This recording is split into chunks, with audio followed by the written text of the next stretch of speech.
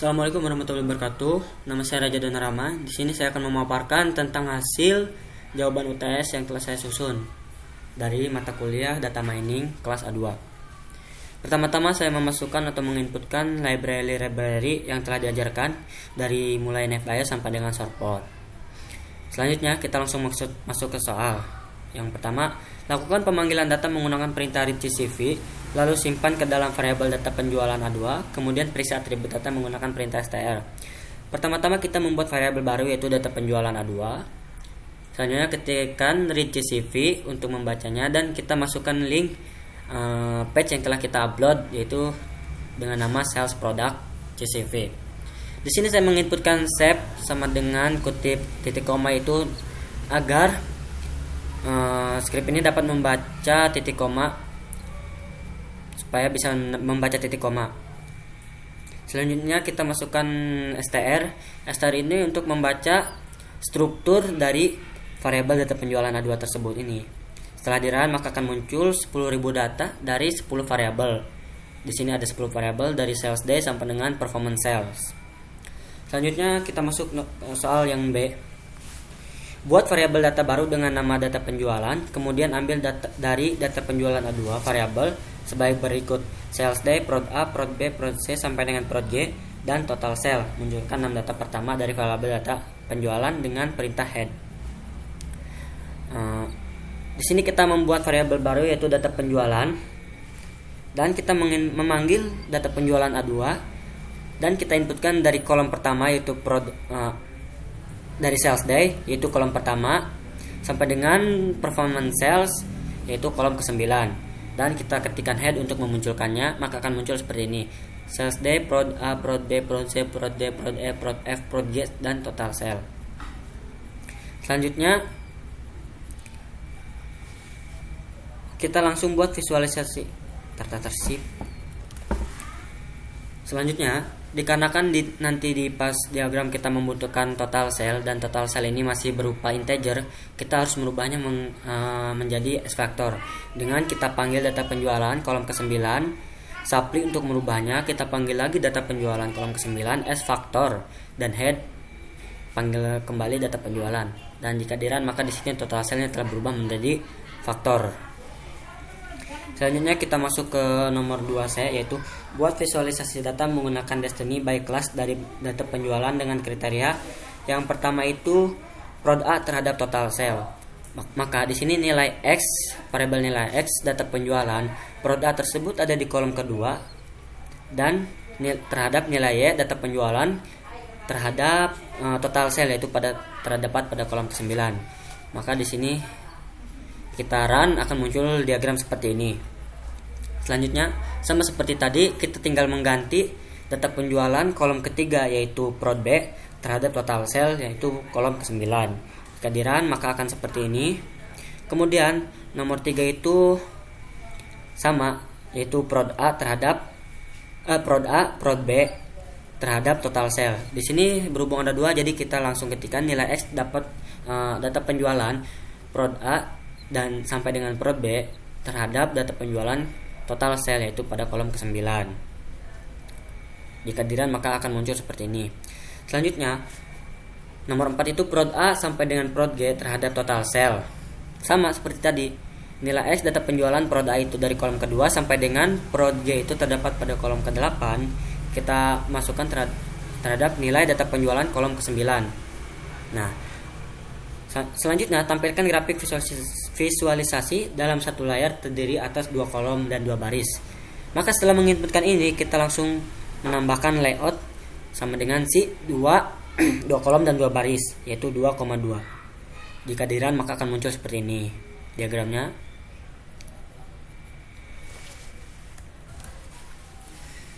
Nomor selanjutnya, lakukan prediksi pertama menggunakan linear regresi berganda dengan ketentuan sebagai berikut. Yang pertama itu ambil variabel prod A, prod B, prod C, dan total sale, lalu simpan ke dalam data variabel prediksi 1. Jadi kita membuat variabel baru dulu yaitu prediksi 1, data frame, kita panggil data penjualan, dan kita inputkan dari kolom prod A sampai dengan kolom ke-9 yaitu total sale. Maka akan disimpan ke variabel prediksi tersebut. Selanjutnya ketikkan head untuk memunculkan. Jadi seperti ini, prod A, prod B, prod C sampai dengan total sel. Selanjutnya,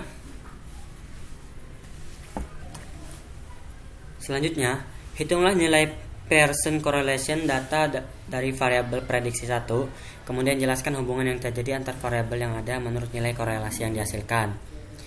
Jadi kita menginputkan korelasi core prediksi 1 sampai dengan kolom pertama sampai dengan kolom keempat, yaitu total sel. Jika kita run maka akan muncul seperti ini, yaitu prod A terhadap prod A itu nilainya 1, prod A terhadap prod B itu nilainya minus 0,008 sekian, prod A terhadap prod C itu 0,01 sekian, dan prod A terhadap total sel sama dengan 0,38 sekian. Jadi sama ke bawahnya itu seperti itu. Selanjutnya, bagi data ke dalam dua jenis, 80% data training dan 20% data testing. Gunakan data training untuk membentuk model linear regresi, kemudian ujian data testing ke dalam model linear regresi yang terbentuk. Jadi, pertama kita membuat variabel baru itu data training 1, prediksi. Kita bagi dulu jadi 1 sampai dengan 8000 itu sekitaran 80% dari kolom 1 sampai dengan kolom 4. Dan data testing 1 prediksi 8001 sampai dengan 10000 itu sekitaran 20% dari kolom 1 sampai dengan kolom 4. Kita ketikkan str untuk melihat strukturnya dan head untuk memunculkannya. Jadi maka akan muncul seperti ini, 2000 data dari 4 kolom seperti ini. Selanjutnya mode regresi. Jadi dengan untuk membuat mode regresi, pertama kita membuat variabel M regresi ini, M regresi 1 sama dengan LM formula total sel terhadap prod A plus prod B plus prod C, data sama dengan prediksi 1 kita panggil, kemudian summary kita panggil kembali mode regresi 1, maka akan muncul seperti ini jika di run. Selanjutnya prediksi, kita membuat variabel baru juga, prediksi sama dengan predict, mode regresi 1 sama dengan new sama dengan data testing 1 itu kita panggil, kemudian membuat variabel baru itu PD disimpan ke sini, data frame kita panggil kembali prediksi. Selanjutnya kita membuat variabel baru juga, yaitu gabung, data frame cbin aktual, data testing kita panggil kembali, total sel, predict kita panggil juga prediksi, kemudian ditampilkan yaitu menjadi gabung ini. Kemudian di run maka akan muncul nilai aktual dan nilai prediksinya seperti ini. Selanjutnya, uji akurasi prediksi dari data testing yang digunakan. Jadi kita membuat variabel baru yaitu pakai uji akurasi 1, nilai korelasi yang tadi yaitu dengan di variabel gabungan kita masukkan. Kemudian tampilkan kembali uji akurasi 1. Jika di run maka akan muncul nilainya dan nilai prediksinya. Nilai aktualnya itu 1 dan prediksinya itu 0,663 sekian. Selanjutnya, visualisasikan data prediksi 1 ke dalam bentuk plot scatter. Pertama kita buat dulu pairs prediksi dari kolom 1 sampai dengan kolom 4. Di run maka akan muncul seperti ini. Kolom 1, kolom 2, kolom 3, kolom 4, prod A, prod B, prod C, dan total sel. Selanjutnya kita visualisasikan. Pertama menggunakan seperti ini. Scatter smooth X prediksi prod A terhadap total sel, yaitu visualisasi penjualan pada produk A. Jika di run maka akan muncul seperti ini diagramnya. Sama seperti yang tadi kita tulis juga sekitar smooth, cuman bedanya dari sini dari prod B terhadap total sel, itu visualisasi penjualan pada produk B. Selanjutnya prod C terhadap total sel, visualisasi penjualan pada produk C. Selanjutnya, lakukan prediksi kedua menggunakan linear regresi berganda dengan ketentuan sebagai berikut. Ambil variabel dari prod A sampai dengan prod G dan total sel, lalu simpan ke dalam data variabel prediksi. Kita buat dulu variabel prediksi 2, data frame, data penjualan kita panggil kembali. Terus kita inputkan kolom kedua yaitu prod A sampai dengan total sel yaitu kolom ke-9. Maka ketikkan head untuk memunculkan, kita panggil juga prediksinya. Maka akan muncul seperti ini. Selanjutnya, hitung nilai percent correlation data variabel prediksi 1, kemudian jelaskan hubungan yang terjadi antar variabel yang ada menurut nilai korelasi yang dihasilkan. Jadi sama, kita buat dulu korelasi prediksi kedua dari kolom ke-1 prod A sampai dengan total sel, yaitu prod B kolom ke-8. Kita run, maka akan muncul seperti ini. Nilai korelasinya ada, tinggal dilihat. Selanjutnya, bagi data ke dalam dua jenis, 80% data training dan 20% data testing, gunakan data training untuk membentuk model linear regresi, kemudian ujian data testing ke dalam model linear regresi yang terbentuk. Jadi sama seperti tadi, kita membuat data training 2, prediksi 2, kita bagi 80% yaitu 1 sampai dengan 8000, dari kolom 1 sampai dengan kolom 8, prod A sampai dengan total sel. Data testing 2 juga sama, kita buat prediksi 2 dari 8001 sampai dengan 1000, itu 20%an.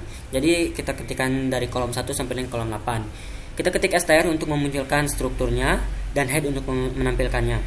Maka akan muncul 2000 data dari 8 variabel seperti ini. Seperti ini tampilannya. Kemudian kita membuat model regresi 2-nya, yaitu kita buat variabel baru, model regresi 2. Sama rumusnya LM formula total cell, prod A, prod B, prod C sampai dengan prod G, dan data prediksi 2. Summary kita panggil kembali model regresi 2-nya. Kita run, maka akan muncul seperti ini. Kemudian kita membuat variabel baru lagi, yaitu prediksi, predicted, M regresi 2, new data, data testing 2 kita panggil, maka membuat variabel baru PD2 data frame, kita panggil lagi variabel prediksi ini.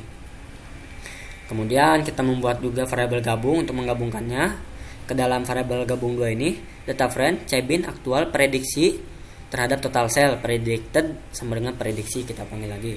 Kita tampilkan. Maka di sini akan muncul hasilnya, hasil aktual dan predictednya.